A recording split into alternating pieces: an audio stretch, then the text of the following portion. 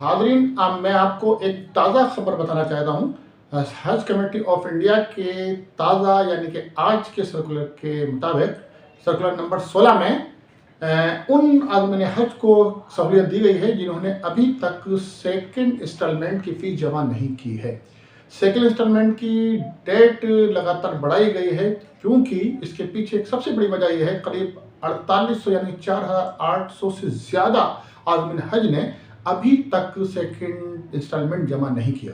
इसको देखते हुए स्टेट हज कमेटी और अलग ऑर्गेनाइजेशंस के रिक्वेस्ट के बाद हज कमेटी ऑफ इंडिया के आज के सर्कुलर में कहा गया है कि अब 28 मार्च 2024 को रात 12 बजे से पहले जो आदमी हज अभी सेकंड इंस्टॉलमेंट जमा नहीं कर पाए हैं वो जमा कर सकते हैं। तो एक बड़ी सहूलियत है ये उन आदमी हज के लिए जिन्होंने जो किन्हीं वजहों से अपने सेकंड इंस्टॉलमेंट जमा नहीं कर पाए हैं।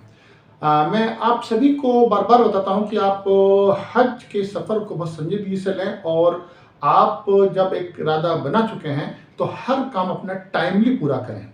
तो देखिए, बार बार ये अभी तो सेकंड इंस्टॉलमेंट है, फर्स्ट इंस्टॉलमेंट सेकंड में तो कोई दिक्कत नहीं आती है, लेकिन जब थर्ड इंस्टॉलमेंट आपका होगा और इस तरह आपका डिले अगर हो जाएगा तो उससे आपकी फ़्लाइट पर असर पड़ेगा।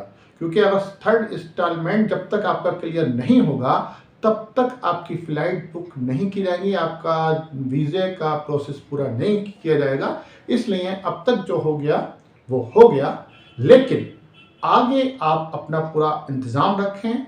जो भी रिमेनिंग अमाउंट आपका बचता है आप लगा लीजिए हिसाब, ये जमा करने के बाद 1,70,81,300 रुपये जो आपने जमा किए हैं, ये मिलाकर आप 2.5 लाख से ऊपर आपका हो रहा है। तो आप मान के चलिए करीब 1.5 लाख के आसपास रहने की उम्मीद है। कम हो सकता है, थोड़ा सा प्लस माइनस रह सकता है, यानी कि 4 लाख के अंदर अंदर जैसा हम एक आइडिया लगा रहे हैं, अनुमान लगा रहे हैं कि हज का खर्च पिछले साल के 4-5% आगे पीछे रह सकता है।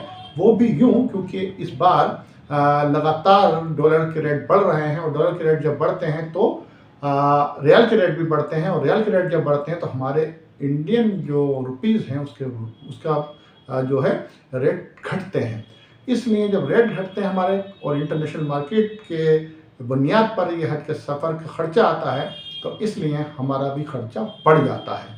तो महंगाई की वजह से और ये हमारे रुपये का जो अवमूल्यन हो रहा है, यानी कि वो लगातार उसकी कीमत घट रही है, इस वजह से ये हो सकता है। तो आप उससे बिल्कुल परेशान ना हों, लेकिन आप मान के चलिए आपका 4 के अंदर अंदर इंशाअल्लाह ताला हज हो जाएगा। और लगातार हज कमेटी ऑफ इंडिया और गवर्नमेंट ऑफ इंडिया लगातार इस जद्दोजहद में है और हर तरह से काम चल रहे हैं सऊदी अरब में भी कि कम से कम खर्चे में हमारे हाजियों को ज़्यादा से ज़्यादा फैसिलिटीज़ बने। अगली वीडियो जो होगी हमारी डॉक्यूमेंटेशन पर होगी, जो हमारा सीरीज़ चल रही है हज का सफ़र सीरीज़ 1 चल रही है ए के साथ, तो उसको आप ज़रूर देखिएगा। ये स्पेशल न्यूज़ आपके लिए इसलिए लाए थे ताकि आप इस खबर से भी रूबरू हो सकें। हर बारीक से बारीक छोटी छोटी हज की खबर पर हमारी पैनी नज़र है और आप तक पहुँचाना हमारी जिम्मेदारी है।